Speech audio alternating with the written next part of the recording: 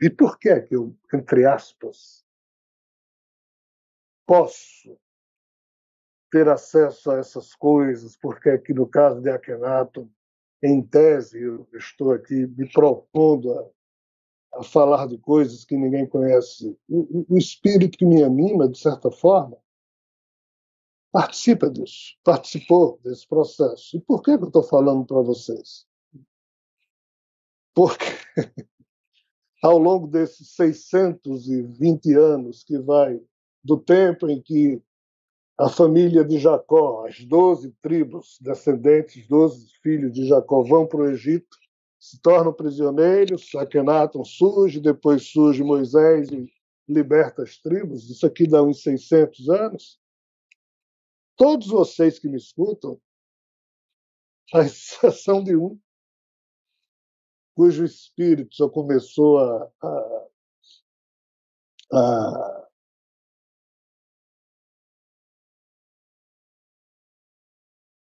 encarnar na condição humana muito recentemente.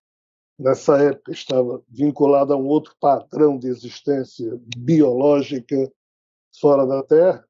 À exceção desse nosso irmão, o resto, no mínimo, nesse período aqui, desses 600 anos que eu vou ter que me referir a ele, é, deve ter encarnado no Egito exatamente nesse período, no mínimo, umas 2 vezes, se não 3, se não 4.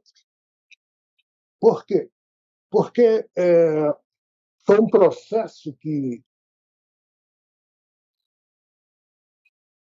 teve que contar com uma anuência da espiritualidade para se criar em torno da figura de Akhenaton uma possibilidade histórica que a gente não imagine, que é o que eu vou ter que falar aqui. Então, só para a gente ter uma ideia, cada ser humano tem 2 pais, 4 avós, 8 bisavós, 16 tataravós, 32 teravós, 64, acho que é pentavós, e por aí vai. Se você retroagir 300 anos para trás, você vai ter entre 10, 11 ou 12 gerações de pai, avô, bisavô, tataravô, tetravô. Isso aqui dá aproximadamente 4.000 indivíduos que nos últimos 300 anos o DNA de 4.000 pessoas foi trabalhado para chegar no seu DNA, ou seja, o DNA que eu tenho hoje.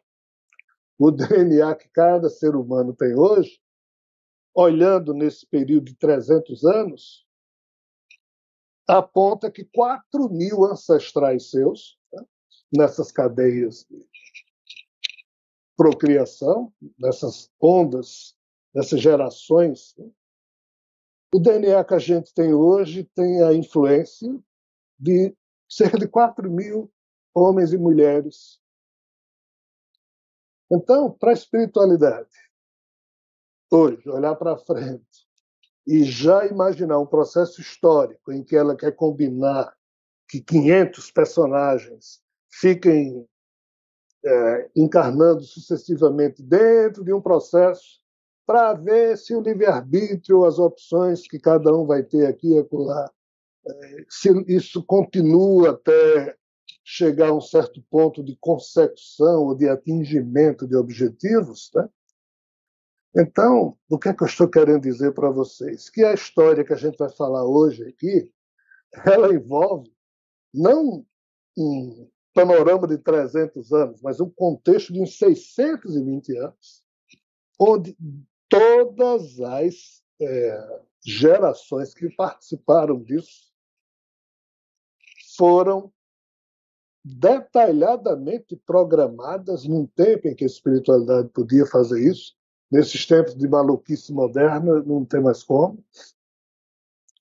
Hoje em dia, mal se pode fazer um programa encarnatório de um espírito, quanto mais os vínculos para que 10, 20, 50, 100 se encontrem, façam isso, aquilo. Né?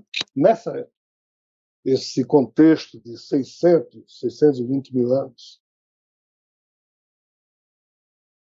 ele exigiu uma preparação da espiritualidade em que foi iniciado um processo que, mesmo que os personagens, os protagonistas, não cumprissem muito bem as suas missões, esse processo iria até o fim, de um jeito ou de outro.